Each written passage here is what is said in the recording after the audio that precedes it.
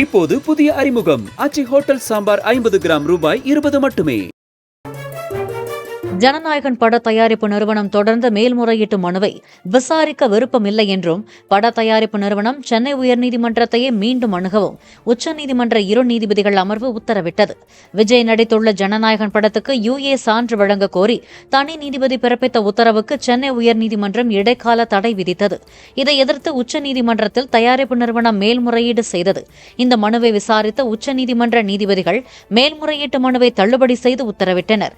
அத்துடன் சென்னை உயர்நீதிமன்றத்திலேயே மேல்முறையீடு செய்யும்படி பட தயாரிப்பு நிறுவனத்துக்கு அறிவுறுத்திய நீதிபதிகள் அந்த மேல்முறையீட்டு மனுவை ஜனவரி 20ஆம் தேதிக்குள் விசாரித்து தீர்ப்பளிக்க சென்னை உயர்நீதிமன்றத்திற்கும் உத்தரவிட்டனர்.